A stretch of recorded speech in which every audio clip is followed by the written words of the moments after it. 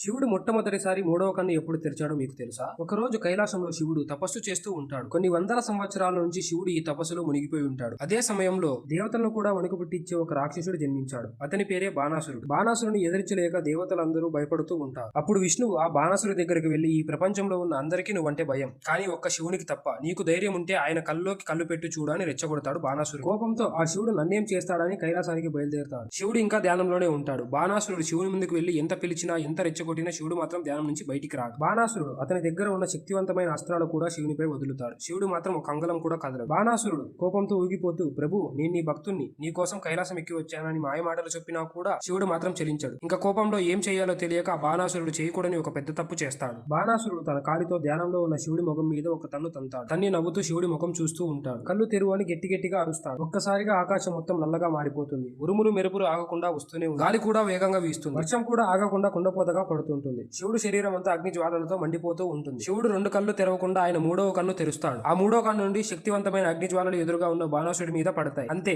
బాణాసుడు మంటల్లో కాలుతూ కేకలు పెడుతుంటే ముల్లోకాలు దద్దరిల్లిపోతాయి. దేవతలందరూ కూడా ఆ దృశ్యాన్ని చూసి వణికిపోతారు. అలా అహంకారంతో ఉన్న బాణాసుడు కాలి బూడిద అయిపోతాడు.